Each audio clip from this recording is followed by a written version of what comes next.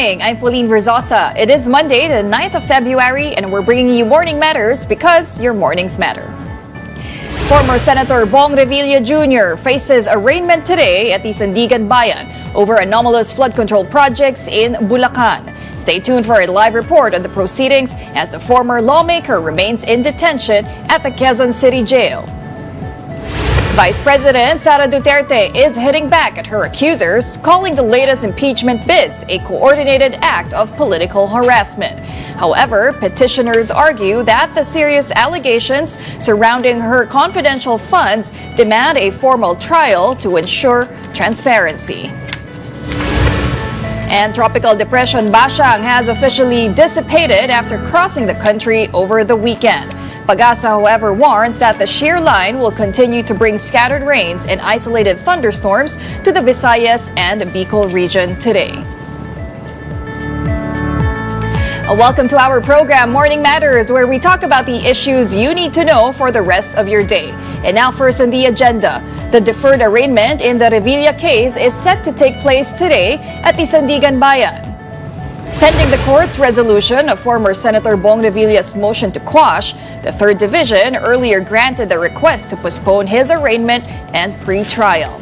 Over the weekend, supporters of Revilla gathered at the Aguinaldo Shrine in Kawit, Cavite for an ecumenical prayer rally calling for due process and justice for the former lawmaker.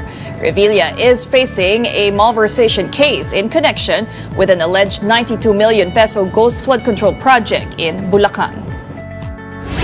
Sinuko niya ang kanyang dignidad pagkat buo sa kanyang loob na wala siyang kasalanan. Naniniwala siya na kakampi niya ang katotohanan.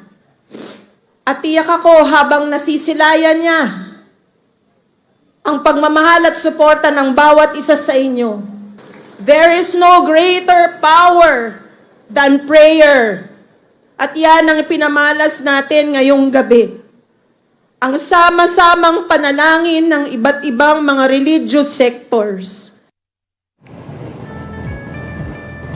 Well, the Sandigan Bayan is scheduled to hold the arraignment and pre-trial of former Senator Bong Revilla today. And for the latest, we have our mobile journalist Fatima Baduria reporting to us live.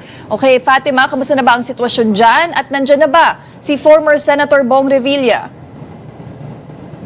Kulin sa kasalukuyan, nagsasagawa ng rally ang mga taga-suporta ni Bong Revilla sa labas ng Sandigan Bayan along badminton. At ayan, makikita nyo nga sa likod ko, nagtipon-tipon sila ang mga taga-suporta niya mula Cavite dito sa labas ng Sandigan Bayan kung saan nga gaganapin yung arraignment ng dating senador. At ang panawagan nga nila ay ang panagutin daw impeachment si Revilla ay ang dating DPWH Undersecretary na si Roberto Bernardo. At matatandaan nga natin na si Bernardo ang nagdawit sa pangalan ni Revilla na umano'y pinitiran ni Bernardo ng 125 to 150 million pesos na kickback. At sa kasalukuyan ay inaabangan pa natin ang pagdating ng dating senador sa Sandigan Bayan at inaabangan din natin para sa kanilang arraignment ang mga kasama niya, sila RJ Dumagis at si Juanito Mendoza Paulina. Okay, so what's expected to happen today, Fatima? Walk us through the process. Ano ba yung magaganap mamaya sa arraignment? Uli ngayon sa arraignment, inalatag yung kanyang sakdal at yung mga impormasyon tungkol doon sa kaso niya. At dito rin natin maririnig ang sagot ni Revilla dito kung guilty o not guilty si Revilla sa mga parata sa kanya kaugnay ng maanumalyang flood control project doon sa ghost na flood control project sa Pandi, Bulacan. Oh, pero Fatima, ahead of the arraignment, nire-raise na ng kanyang kampo na may mga red flag daw. Sinasite nila may violations pagdating sa due process. Pero ano ba exactly ang kiniklaim ng kampo ni former Senator Bong Revilla? Ano daw yung nagawang mali dito sa due process? Yes, Pauline, tama ka dyan. Noong una, matatandaan natin na nag-file ng motion itong kampo ni Revilla para doon sa motion to quash dahil nga raw walang due process daw doon sa paghain ng kaso kay Revilla, kasama din dyan yung kanilang motion para malipat daw ng kulungan itong si Revilla mula sa Quezon City Jail. Dahil daw yan sa mga security reasons, pero na-deny nga yan ng Sandigan Bayan. May naging tugon ba ang Sandigan Bayan, Fatima? And could this also further delay the proceedings of the former senator? Huli noong una, yan ang naging rason kung bakit na-delay nga itong arraignment. Pero ngayon ay inaasahan na natin dahil nga yung mga motion ay talagang na-reject na ng Sandigan Bayan. Inaasahan natin na ngayon magaganap na talaga itong arraignment at maririnig natin yung sagot noong tatlong akusado, no, sila Revilla, si Dumaguez at si Mendoza, kung talagang o kung ang lead nga ba nila ay guilty o not guilty. Okay, well, thank you very much for that update. That was our mobile journalist, Fatima Baduria. In other news, Vice President Sara Duterte calls the impeachment case against her as politicking and harassment, while complainants insist she must answer serious allegations on the use of public funds. Here's the report. Politicking, harassment, and abuse of the impeachment process. That is how Vice President Sara Duterte described the impeachment complaint endorsed by the group Akbayan against her. Ang impeachment complaint na inendorso ng Akbayan ay isang papel na walang kalakip na kahit anong ebidensyang magpapatunay sa mga paratang na isinasaad dito. In a video statement, the Vice President insisted that Akbayan has no credibility to endorse or fight an impeachment complaint. She noted that the group's leader have repeatedly expressed their intention to run for president. Senator Risa Ontiveros is Akbayan's chair emeritus. VP Sara also shared a portion of Ontiveros' speech from August 2024, where the senator said that while the vice president remains in power, the threat of a full-blown Duterte comeback remains. Habang ang anak niya ay may kapangyarihan pa, hindi magiging madali ang ating laban. While VP Sara is in power, the threat of a full-blown Duterte comeback is still a very real and present danger. For one, they are supported by one major superpower, China. VP Sara also raised past congressional hearings which she described as a clear fishing expedition for a planned impeachment against her. Paulit-ulit nilang ibinandera ang isyung Mary Grace Piatos bilang umano'y bahid ng katiwalian. Kahit na sa kabila ng lahat ng investigasyon ay wala silang naipakitang kahit isang direktang paglabag sa paggamit ng confidential funds. Akbayan President Revilla David hit back, saying it was ironic that the Vice President dismissed the complaint as baseless. Her video doesn't project confidence. Nangangamoy takot, simple lang naman ang hinihingi sa kanya. Ipaliwanag ang pagwaldas ng pera ng bayan. Tama na ang palusot, Madam Sara. Meanwhile, mamamayang Liberal Party List Representative Laila de Lima said the Vice President cannot simply dismiss the complaint as politicking. According to de Lima, she must prove that the allegations have no baseless, otherwise she should be held accountable.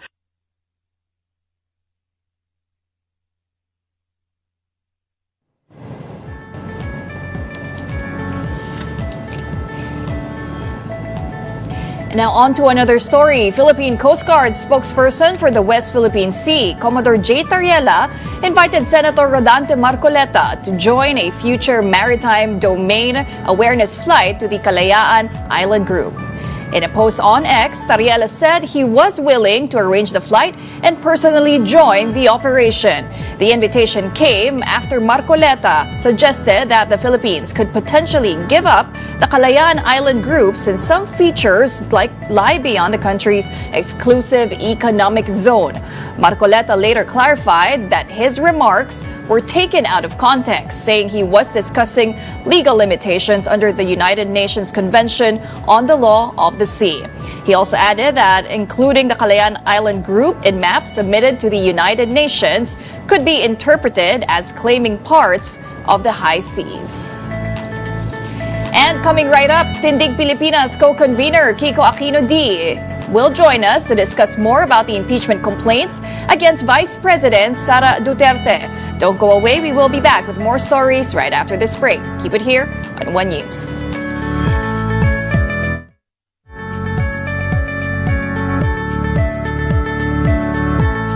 Good morning and welcome back. You're still watching Morning Matters here on One News. Well, as we know, Vice President Sara Duterte rejected the impeachment complaint endorsed by Akbayan. In a video message, Duterte said it contained no evidence to substantiate the allegations against her and the accusations were not new. She also added the group's actions were politically motivated and described the planned impeachment move in Congress as a fishing expedition.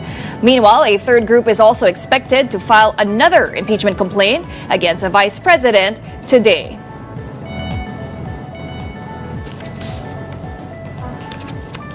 And we're now joined by Tindig Pilipinas co-convener Kiko Aquino D to talk more about the impeachment complaints against Vice President Sara Duterte. Good morning, Kiko. Thanks for being back here on Morning Matters. Hi, good morning, Pauline. Good morning to everyone watching us today.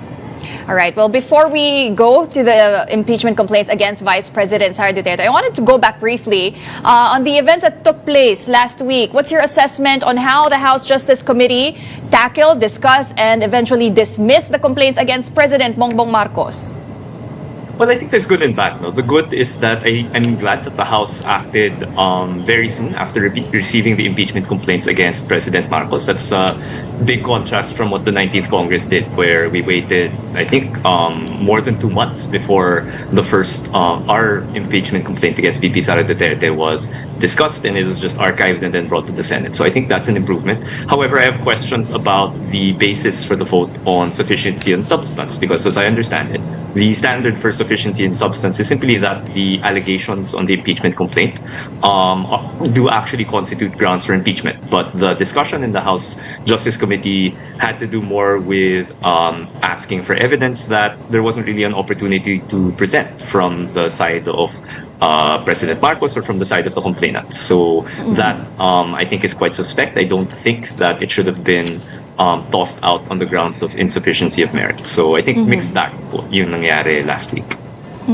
Well, Congresswoman Revilla did say that technically the impeachment process or proceedings against the president isn't dead yet because the committee report will still be voted upon on plenary. But realistically speaking, do you see that being overturned in plenary or is that a long shot? Well, I haven't sat down to do the sort of political math on the House plenary, how they vote on impeachment. So I don't want to speculate on that too much, but I'll just echo what Representative Luistro said, that there is an opportunity for for the case to be reopened, basically, if the House plenary feels, as I think many people do, that a lot of questions remain as far as the president's role in the flood control scam is concerned, as far as the allegations of Zaldico that we'd like to interrogate a bit more. So, I'd leave that to the conscience of our congressman. Well, you did say, Kiko, that there are pros and cons when it came to how the committee tackled this impeachment of President Bongbong Marcos. There were things that you believe are suspect, but with all that said, how are these takeaways shaping your expectations going into the impeachment process against Vice President Sara Duterte? So I think for the most part, while I do question the steps that were taken as far as what the basis for sufficiency and substance is concerned, I do think that even if that were applied to our impeachment complaint, we attached, we have an 855-page complaint, and about 50 of it is the complaint, and then the 800 pages or so are evidence that was gathered over the course of several years. We've been open about saying that we based the complaint on the version that was elevated to the Senate by the House of Representatives. So these are things that many of our representatives have seen before, right? And they endorsed it to the Senate prior. So I think if it gets to the point that even just at the stage of sufficiency and form, evidence is sought after, we have several annexes that our members of the House the members of the Justice Committee specifically, can refer to. And if having established that the complaint is sufficient in form, we look forward to hearing the side of President Sara Duterte so that, again, as she's been saying, she can be given a proper venue to answer these allegations against her. Wow, 855 pages for this complaint. That's a lengthy one, Kiko. But first, I wanted to go back to when you filed this complaint, because a lot of people were surprised that you filed this earlier than February 6th. And I know that's because the Supreme Court, in its latest resolution, appeared to have redefined what a session day means. But are you concerned at all that this may affect your complaint based on technicalities? Well, I think I do grant the Supreme Court is a bit unpredictable, no. But really, what we're standing on is that they made their decision on the motions for reconsideration 2 Thursdays ago. I forget the exact date that was, but and on the basis of the text there with the redefinition of session days, our calculation is that we could have filed as early as January 15 if the decision had come out sooner. In fact. So, and given that that decision is said to be final and executory, I think that that's the interpretation that we went with, that the definition of session days allows us to file at this point. And I think it's very important to, one, again, underscore the urgency that these questions need to be answered since they've been being asked since 2024. And second, we also wanted to avoid a situation similar to what we perceived to be happening with the complaint of President Marcos, where a first impeachment complaint was filed with sort of questionable content in terms of how serious it was about getting an impeachment complaint across. So it was important for us to make sure that we file a complaint that at least we could stand behind. No? Well, House Secretary General Cheloy Garafil already confirmed that this has been transmitted already to the Office of the Speaker officially last Thursday afternoon. But as you mentioned, Kiko, no, it's the same articles. You have 5 articles of impeachment for this complaint. But what makes this stronger compared to the last one filed?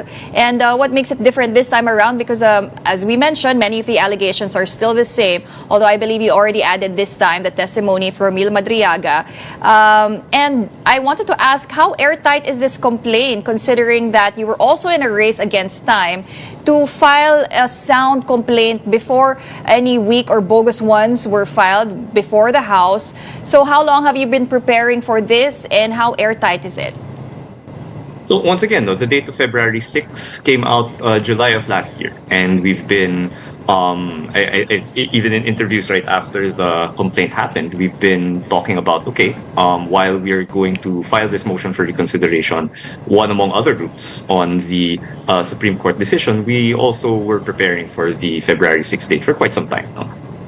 In terms of what we expect to happen, or in terms of how confident we are, again, we went through the version that was filed by the House of Representatives, or elevated by the House of Representatives, with a fine-tooth comb. We ended up with 5 articles rather than the 7 that they originally filed, because we felt that these 5, the first 5 specifically, were the ones that had the most substance as far as being related to the grounds for impeachment are concerned. And then lastly, I think it's important to emphasize that while the idea that there's nothing new is being thrown around, it's important to note that the Supreme Court didn't say anything about the content of the impeachment complaint. What they talked about was the process that the House of Representatives used. And while we might have disagreements about whether the Supreme Court made the right decision or not, what I think everyone has agreed, or what nobody has said so far, is that the content of the first few impeachment complaints were problematic, right? So I am confident that this complaint will be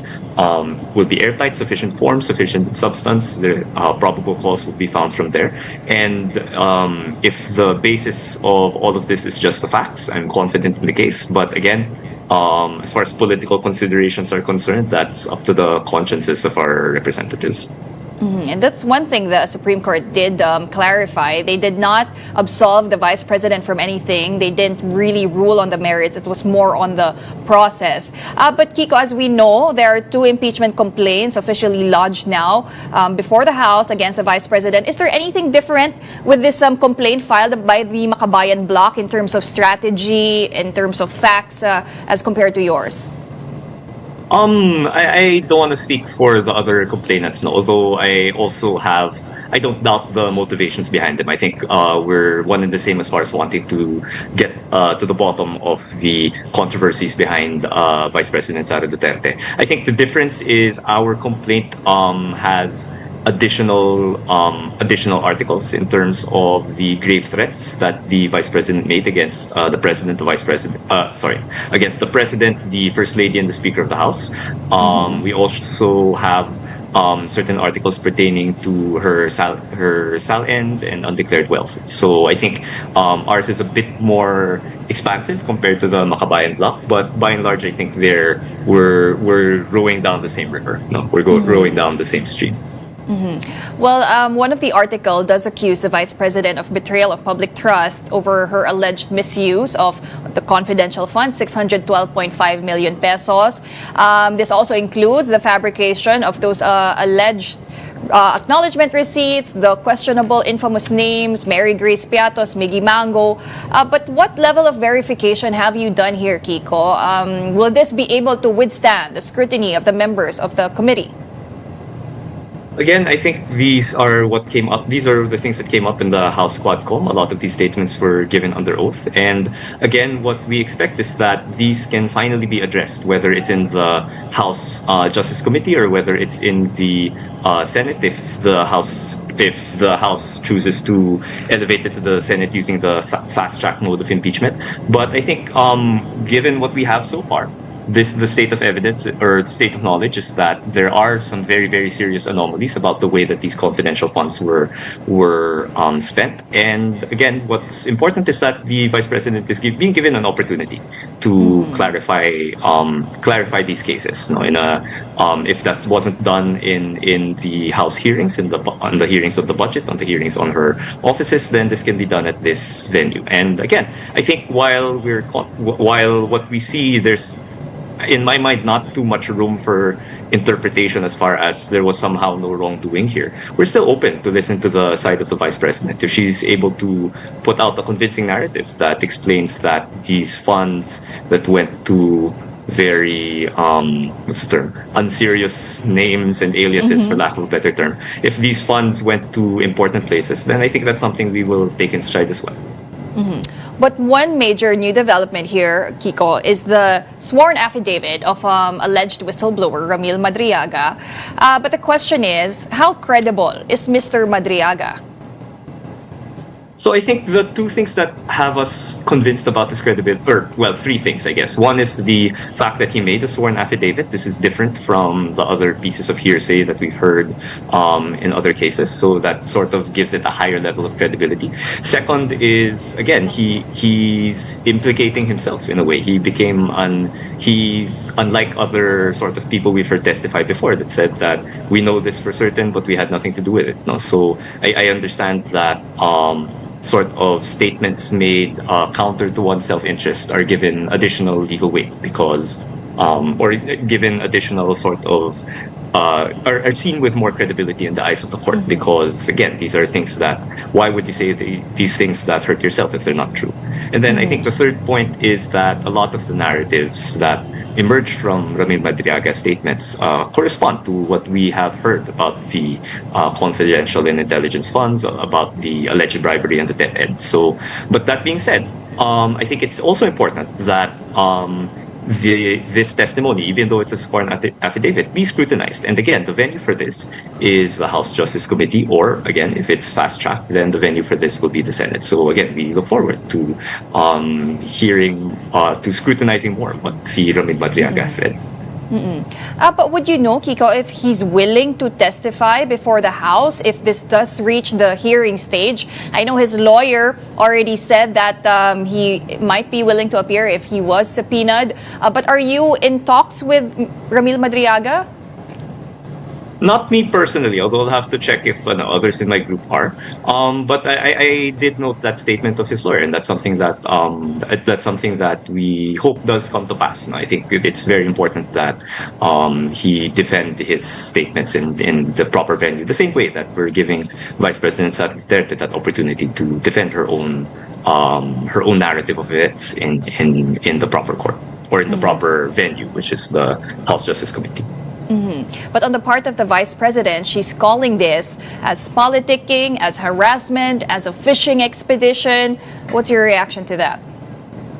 Well, I've been saying, I think, since last year, especially in the aftermath of the 2025 senatorial elections, that the endorsement power of Vice President Duterte and her whole family is quite powerful. No? So, in my mind, whether she's convicted or not, and whether she's disqualified from running for office, whoever the candidate of the Duterte bloc, the Duterte faction is, will be a very, very strong contender. No? And whether that's Vice President Sara Duterte or someone else. And so, in my mind, this impeachment process, regardless of result, won't have a huge impact on the 2028 election.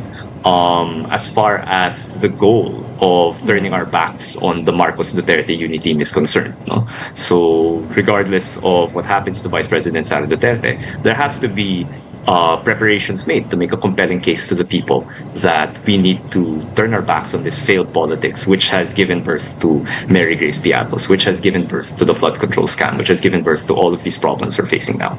But again, that's a different avenue. That's a different aspect of accountability. Impeachment is the legal side of accountability. That's important to pursue. The election is a political side of accountability. That's also important to pursue. But at least in my view, in this particular case, they don't really interact that much. They're two separate fights that need to be waged equally. Up at last year, Kiko, so 215 lawmakers did sign that fourth complaint against Vice President Sara Duterte.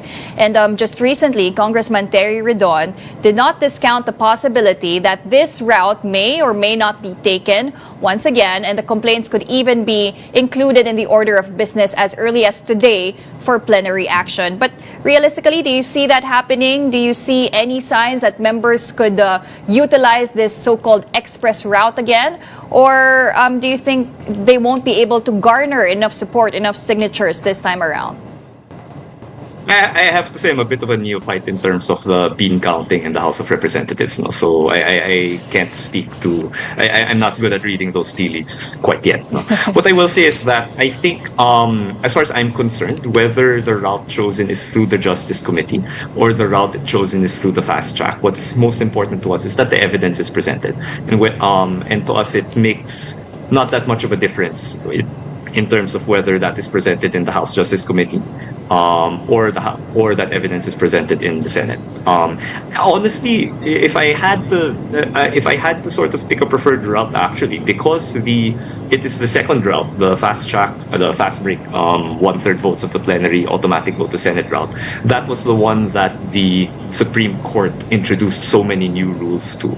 I do think that it might be more prudent to pursue the first route, just because it was the one that wasn't touched by the Supreme Court's judicial legislation. This is the one that works more closely to, I think, how it is envisioned by our Constitution. So I think there's merit to that, but again, I leave that to the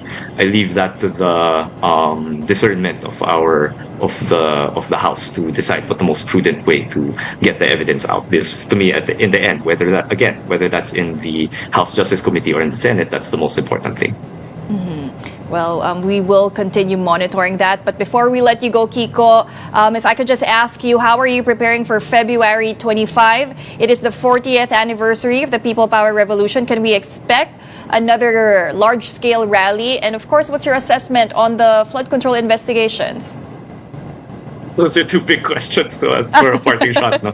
In terms of a large-scale rally, I think we'll announce when we're ready to announce, and I think we can expect to announce something within the week. But definitely, Feb 25 is a date that we've all been looking at since last year. So definitely, there's definitely preparations being made in that account. In terms of the flood control scam, again, while I will say there is some credit to be given that it looks like some big fish are about to be are about to be served warrants, no, in terms of sitting incumbent senators. To me, do constitute big fish.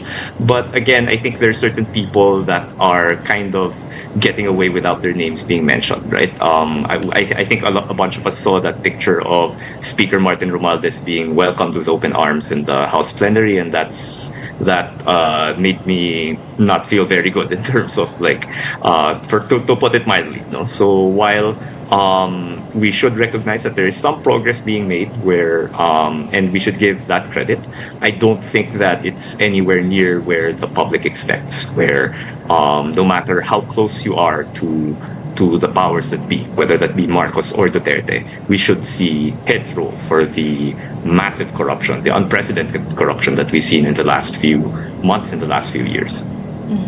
All right, well, we're going to leave that there for now. Thank you very much, as always, for sharing your insights with us. That was Tindig Pilipinas co-convener, Kiko Aquino D. Thank you very much, Paul, and thank you very much for everyone who listened to us today. All right, now at this point, let's head on over to the House of Representatives for more updates. Mobile journalist Amy Atienza is now reporting live on the ground. Amy, what's the latest there? Yes, Pauline, good morning. Dito naman sa House of Representatives, hinihintay natin kung may magpa-file nga ba ng third impeachment complaint laban kay Vice President Sara Duterte. Balikan lang din muna natin, Pauline, yung nangyari last week, same day, Monday, 2 impeachment complaints yung natanggap ng Office of the Secretary General dito mismo sa Kamara para nga doon sa impeachment nila ng impeachment ng iba't ibang grupo laban kay VP Sara. At ngayon nga, meron tayong nakuha na si Attorney Ligutan daw ay pupunta rin dito para nga mag-file din ng kanyang impeachment complaint. Kung maalala natin, last year, siya rin yung ikatlo sa nag-file ng impeachment complaint laban kay VP Sara. At yung kabilang dyan dun sa mga grounds for impeachment niya, itong culpable violation of the Constitution, bribery, graft and corruption, pati na rin betrayal of public trust. Mamaya, alamin natin if same grounds or kung may nadagdag man din na mga offenses, dahil dun sa 2 impeachment complaints po na natanggap last week, naidagdag daw dito yung pahayag or testimony ni alleged former bagman at aide ni VP Sara na si Ramil Madriaga na sinasabi nga na funded yung kanyang 2022 electoral campaign ng drug dealers, pati ng Pogo. So yan yung abangan natin dito, Pauline. So far, payapa pa naman yung situation. And Amy, as far as the President is concerned, tapos na ba ang House Committee on Justice sa kanilang committee report at ito ba ay tatalakayin na rin today sa plenaryo? Pauline, mamayang 10 a.m. magkakaroon din ng konting hearing, pati pagpupulong itong House Committee on Justice para nga daw mag-prepare dun sa ipapasa nilang committee report dun sa nangyaring 3-day session para nga doon sa impeachment complaints naman laban kay Pangulong Bongbong Marcos. Kung maalala lang din natin, Pauline, sufficient in form pero yung 2 impeachment complaints ay na pagdesisyonan na insufficient in substance. Kaya hindi na pinagpatuloy ng Justice Committee dito sa Kamara na yung mga proceedings na kinakailangan nga para sa impeachment. Kasi pag sinabi daw na sufficient in form, allegationally substantial yung mga claims na tinuturo at yun nga nakita kasi ng mga miyembro dito. 39 members of the Justice Committee, pati 15 members 15 ex-official members na hindi daw sufficient in substance. Kaya technically, naibasura na ito ng House Justice Committee pero titingnan din natin sa plenaryo mamaya if magkakaroon ng changes or reversal sa decision. So as long as 1/3 ng House members ay pumirma doon sa reversal na mangyayari once masubmit na yung committee report sa plenary session mamayang 3:00 ng hapon. All right, well, thank you very much for those updates. I was mobile journalist Amy Atienza reporting from the House of Representatives. Do stay tuned. Morning Matters will be back after this short break. Keep it here.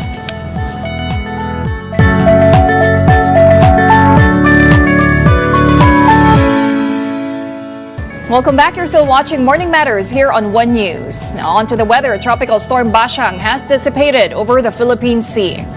Rains, though, are still expected over several areas due to the shear line, particularly in Western Visayas, Eastern Visayas, Catanduanes, Albay, Sorsogon, and Masbate. Homes in Basud, Camarines Norte are nearly being swallowed by the spillway after days of non-stop rain brought by the prevailing shear line. After overflowing, strong currents continue to surge and now being closely monitored by police. In Catanduanes, houses along the Libod River in Pandan have also been inundated, and some homes were swept away by strong currents after continuous heavy rainfall. And now let's get the latest on the impact of Tropical Cyclone Basyang and the shear line. We're now joined by the spokesperson of Office of Civil Defense, Sir Juni Castillo. Sir, good morning. Thank you for being here. Good morning, Pauline. Good morning to the viewers of Morning Matters. Okay, sir. So can you tell us ilan na po ba ang confirmed and verified deaths brought about by Typhoon or Tropical Cyclone Basyang? With regards to the affected population, Pauline, as of now, there are 579,000 Filipinos that have been affected by tropical storm Basyang. No? This is coming from 1,200 barangays, mostly in Visayas and Mindanao, and this is composed of 163,000 families. As of this morning, no, the casualties that we have been reported to us that are still due for validation by the management of the dead and missing cluster, meron pong 12. So yung siyam po dyan are coming from Region 10 or Northern Mindanao, 3 of which are verified coming from Iligan City, and then may isa pa that is being verified, and then 3 also coming from Caraga region. There are also 36 injured, reportedly injured, no, and then so far no more missing, because the last one on that was reported missing ay yun na po yung naisama doon sa casualties. Again, no, this is sad news na meron pong 12 na hindi nakaligtas, no. But in terms of the humanitarian assistance and then disaster response, no, being done by the government agencies and the local government agencies, so yung mga nandun po sa ating evacuation centers are being taken care of. Of course, our hearts go out to all those affected, especially those who lost their loved ones. But going back to the 12 fatalities, Sir Juni, ano po ba yung naging cause or what caused their deaths? Yung 3 or rather, that's 4, no? Yung 4 po coming from Cagayan de Oro City, ito po yung dahil sa landslide. Ang bahay po nila ay malapit dun sa quarry area at natabunan po yung bahay. So that's the 4 coming from Cagayan de Oro City landslide. Yung doon naman po sa Iligan City at saka yung doon sa Caraga region, these are caused by drowning po, no? Nalunod dahil sa mga flash flood na nangyari dun sa mga syudad na yun. Well, as you mentioned, sir, 579,000 ang affected dito. But which areas are considered the hardest hit after Tropical Storm Basyang? If we will look at the numbers, no, Pauline, at saka even if yung mga damage to the infrastructure, no, and the number of affected population, this will still be Iligan City, no, sa Region 10. Although most of these areas that have been affected, especially mga roads, have already been cleared, no? But in terms of the affected population, sila yung madami at saka marami rin mga lumikas, no? At saka inaasikaso naman ng ating mga lokal na pamahalaan and national government agencies. Are there still any families or individuals, sir, na nasa mga evacuation centers?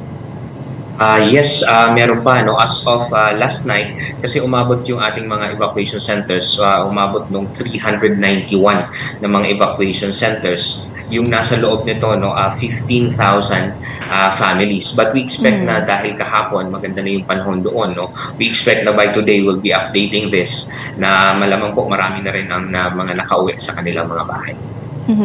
Well, more than 8.3 million pesos in assistance has already been provided, sir. But can you break down what that includes and how it's being distributed on the ground for all of those affected?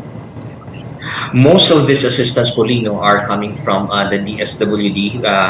Ito po yung mga family food packs, mga ready-to-eat food, no? And then some non-food items also coming from different agencies, including OCD, no? Yung mga hygiene kits, mga sanitary kits, no? And other non-food items. So mostly ito yung mga assistance, these are relief items na ipinamahagi po no, at ibinigay doon sa ating mga kababayan, lalo na yung mga nasa evacuation centers. And from what you've seen so far, Sir Juni, kamusta naman po yung inyong assessment doon sa ating naging disaster response, and were there any gaps that still need to be addressed? With regards to the response, Pauline, no, even before Typhoon Basyang has been has made landfall no, in Surigao del Sur, the response clusters of the national government agencies, including the local government units, no, have been activated. So these are 15 response clusters. And also when it comes to our early warning information, no, this has been disseminated to our local government units. If we'll talk about gaps, it's the actions that are being taken, no, after all the informations have been provided for, no, especially that in some of these areas, no, we're looking at perhaps we're looking at yung kumbaga yung hindi po na-anticipate, no, or rather hindi na-underestimate, no, yung mga information that are being given to us. Ang isa po kasi nagiging challenge natin, no, some of our kababayans wouldn't want to do preemptive evacuation dahil syempre we understand, no, may mga ari-arian sila that have to be protected and secured, no, but then again syempre iniisip natin buhay talaga yung mahalaga, no, kapag ganitong may mga sakuna o may mga bantang panganib. That's one, no. Another thing perhaps would be also, of course, in the long term, no, there are structural measures and non-structural measures that have to be done in terms of the prevention and mitigation. But in terms of response, no, our government agencies are ready and doing the prepositioning and standby of our resources in order to to be able to respond to whatever the need of our kababayans. Well, Sir, Basyang has already dissipated in a weekend, but with that said, are there still any risks that the communities should watch out for? Possibly more flooding pa rin or kahit mga landslides? That's right, Polino. Even if Basyang is not in the Philippine area of responsibility already, we still have local weather disturbances. Like we still have the northeast monsoon or the Amihan. We have the shear line, which by the way has been bringing about rains to most parts of the southern Luzon region, no? Kaya nga po sa mga kababayan natin, yung pag-asa po nagpapalabas pa rin nung mga heavy rainfall warning, especially kahapon at saka ngayon, and then hanggang bukas po at sa mga susunod na araw, bantayan po natin yon kasi lalo na po, no, Bicol region, yung northern Samar, no, some parts of the area also, even yung Luzon, no, may northeast monsoon or Amihan. So dapat po talaga magbantay tayo, makinig sa abiso po ng mga lokal na pamahalaan natin kung kailangan lumikas, kung kailangan na mga dapat pong gawin, no, in order for us to be safe. Finally, what's your message, sir, to all the residents in affected areas in terms of safety, and where can they seek help if they need assistance? In terms of seeking help, Polino, we still recommend for them to be able to know all the numbers, all the responders in the local area. No? Pagdating naman doon sa mga kung pwedeng tawagan, no? We still have the Unified 911 para tawagan po. No? But then, what's most important is inaalam natin sa ating mga lokal na otoridad, sa barangay, sa munisipyo, o sa syudad, no? Kung ano yung mga dapat ninyong gawin kapag may ipinalabas na po ng mga impormasyon, lalo na po yung mga listahan ng mga barangay na meron pong banta ng mga pagguho ng lupa at saka ng mga pagbaha. No? So mahalaga po alam natin yung mga impormasyon na yon at saka alam din po natin, ano, kung sakaling lilikas tayo, saan tayo pupunta. Again, wag po munang kung nasa evacuation centers naman po, wag po munang babalik sa inyong mga bahay hanggat walang abiso po ng ating mga lokal na otoridad. Ang ating naman pong mga ahensya ng gobyerno ay nandito naman po para tugunan dahil ang direktiba syempre sa atin ng ating Pangulo ay yung akma, maayos at mabilis na pagtugon sa inyo pong mga pangangailangan. Well, thank you very much for all those updates. That was OCD spokesperson Juni Castillo. Now, don't go away. We still have more matters to discuss right after this break. Keep it here on One News.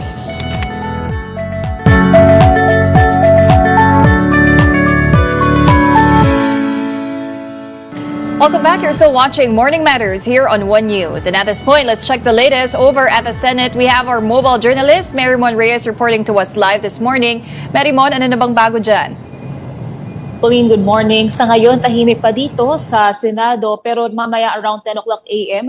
magsasagawa naman ng hearing ang Committee on Basic Education kung saan pag-uusapan yung public-private partnership para ma-address yung issue dito sa kakulangan sa mga classroom. Pero 9 o'clock a.m. naman sa Pasig, magsasagawa naman ng consultative meeting itong si Senator Risa Hontiveros patungkol naman doon sa anti-political dynasty bill na binubuo base rin doon sa 6 na bersyon na final dito sa Senado. At ang nasabi din sa atin pagkatapos ng consultative meeting sa Pasig, may possible leg din sila ng consultative meeting sa mga probinsya, so around Central Luzon, pero malalaman pa natin sa mga susunod na pagpaplano ng kanyang opisina kung ano nga ba yung magiging leg nito. And so far, ang alam natin sa consultative meeting, ito yung makikipagdiskurso ang senadora, possibly sa ilang mga luminaries, sa pagdating doon sa legal framework na nais ng buuin tungkol dito sa panukala na makakatulong para sa pagbuo ng anti-political dynasty bill. So para rin siyang technical working group, pero kasi yung TWG usually dito siya ginagawa sa Senado na finifix na nila yung write-ups yung mga dokumento, while yung consultative meeting, ito yung pagkuha pa ng impormasyon or ng mga opinion mula sa labas din ng Senado. Pauline. Marimon, pagdating naman sa Blue Ribbon Committee, may balita na ba kung kailan sila magre-resume ng kanilang hearing at may balita na rin ba doon sa committee report tungkol sa flood control investigation? Uli ang nasabi ni Blue Ribbon Committee Vice Chair Senator Erwin Tulfo, mukhang may secured na o masasecure na at least 11 majority votes. Yung doon kasi sa Blue Ribbon Committee, 20 members ang meron dito. So kung ang kakailanganin para doon sa official na partial committee report, kailangan at least 11 majority signatures para maipasok na din siya at mailakad na sa session, sa plenary. So ano sabi ko rin Senator Erwin, possibly mukhang makukuha na at least 11 votes, 11 signatures, so rorol yun na ito. Pero ang sabi rin, with reservations ang mga senador na pupirma and lahat ng mga reservation nila, yung mga changes daw na gusto nilang mangyari or amendments, i-address daw yun sa plenary floor. So yun yung pinakamagiging opportunity. Ang nasabi kasi ni Senator Tulfo, yung ilan sa napansin niya, weak wordings sa loob ng committee report at yung ilan sa mga gusto niya daw na matanong is yung mga pangalan na nabanggit kung bakit so far yun lang yung nilalaman nun. At though hindi nag-divulge sa mga detalye sobra itong senador, pero aasahan natin yan sa plenary floor. Wala pang schedule ang Blue Ribbon Committee. Supposedly nung lumipas na linggo tungkol yun dun sa BIR Letter of Authority. Pero ang sabi naman ni Senate President Tito Soto, ina-anticipate nila na sa linggong ito, lalabas na yung official report ng Blue Ribbon Committee. Alright, aabangan natin yan. But for now, thank you very much for all those updates. That was mobile journalist Marimon Reyes. And now in other news, more cases filed, billions in assets flagged, and dozens of officials investigated. These are just some of the results reported by the Independent Commission for Infrastructure in its 125 days of operation. The details in this report by Mobile Journal Arles de los Santos. The Independent Commission for Infrastructure has submitted its accomplishment report to the Office of the President 125 days since its establishment. It details the Commission's accomplishments and activities from the start of its operation on September 15, 2025 to January 18, 2026. All that while its existence in limbo. Within just over 3 months, the ICI successfully submitted 9 referrals to the Office of the Ombudsman covering 65 individuals and the coordination of the referral of another set of 66 individuals to the Department of Justice for the issuance of Immigration Lookout Bulletin orders. That resulted to the indictment of former Senator Bong Revilla and other officials of DPWH Bulacan 1st District Engineering Office, with the case now on trial in Sandigan Bayan. The charges: graft and malversation through falsification of public documents for an alleged ghost flood control project in Pandi, Bulacan. The Commission also listed the number of hearings, witnesses, logging approximately 44 hours of proceedings. That involves 25 notable personalities consisting of 7 senators, 13 members of the House of Representatives, and 5 agency heads, while also conducting a total of 16 site inspections covering multiple regions, to name a few. The Commission has also contributed to the freezing of more than 6,000 bank accounts and the preservation, seizure, or surrender of assets with an estimated total value of 24.7 billion pesos, including motor vehicles, insurance policies, real properties, e-wallet accounts, air assets, and other properties based on the report of the Anti-Money Laundering Council. The ICI also emphasized that the report was pursued despite being constrained manpower and resources, delivering substantial and measurable results. That is after the resignation of its two commissioners, Rosana Fajardo and former DPWH Secretary Babe Singson, leaving its chairperson, Justice Andres Reyes Jr., as its sole member, the reason why it cannot conduct hearings due to lack of quorum. But the bigger question is, what is ICI's destiny? At least for the palace, it is on the hands of the Commission. Ang ICI daw po ay isang independent body, independent commission. Kung ano po ang magiging desisyon ng ICI, yun po ang maaari maging tugon ng Pangulo. Kung kinakailangan nila ng tulong sa executive, ibibigay po. But in a statement to the media, ICI Executive Director Brian Kitosaka did not categorically confirm the Commission's future, saying that the accomplishment report is for review and consideration of the President. He also said that the report contains information, documents, and correspondence of confidential nature which are directly related to an ongoing investigation and litigation of cases. Hence, the Commission is not to the public that doing so will hamper the successful prosecution of those responsible for the anomalous infrastructure projects. But it can be recalled that an official of the House Infrastructure Committee expressed willingness to resume its probe on the flood control scam only if the ICI will be abolished. But the question remains, has the ICI accomplished its role to look into the country's infrastructure projects for the last 10 to 15 years? Kapatid Arles de los Santos, we are One News. And now on to sports. The Philippine Badminton Association is strengthening the country's future badminton stars through its growing National Junior Development Program. And mobile journalist Denise Valdesancho has the report. Champions are forged long before they reach the podium. It starts with grassroots development programs that provide them their first real opportunity to grow and compete. The Philippine Badminton Association continues to strengthen its pipeline through its National Junior Development Pool, now on its third year. This year's National Junior Selection Camp drew a record of 96 young athletes from all over the country, more than double last year's 43 participants. So this program has been, this is our third year for the National Junior Developmental Pool.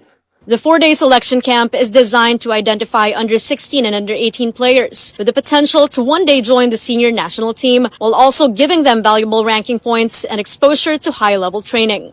And we believe that the program is working. It's just really a matter of making all these players realize that we are here to support them. One of the program's success stories is 16-year-old Eve Emmanuel Behasa, who joined last year's selection and has since competed in the 2025 SEA Games in Thailand. Sobrang saya po. Sobrang dami ko pong natutunan. Like, watching yung mga idols ko po na nakikita ko lang online. Nakikita ko na po sila sa personal. Tapos, training lang po talaga. Tapos, dapat sipagan po talaga ng nila. And, as much as possible po, sumusunod po sila sa coach. Behasa credits the guidance of her coaches and the structure of the program for her growth, a key goal of PBAD's long-term development plan. Also present at the camp was Philippine Sports Commission Chairman Patrick Gregorio, who personally spoke with the young athletes and expressed strong support for the program. Kitang-kita ko sa sarili kong mga mata na maganda yung program ng PBAD. And ang feeling ko, badminton is one sport na pwedeng gumaling ang Pilipino dyan. You know, it's a beautiful sport. I believe that we should host a world-class badminton tournament and competition in the Philippines in the near future. Looking ahead, the Philippine Badminton Association is set to host the first ever Philippine International Challenge this July, followed by the Philippine International Series on August, both aimed at giving Filipino players more international exposure. For officials, programs like this are crucial steps toward preparing athletes for future events, from proposed C+ Youth Games to the SEA Games, and eventually the Olympics. Kapatid Denise Valdesancho, we are One News. And that wraps up today's episode of Morning Matters. We hope we've given you just the right start to your morning. Let's make the day matter. I'm Pauline Verzosa. Kapatid, we are one news, all sides, all the time.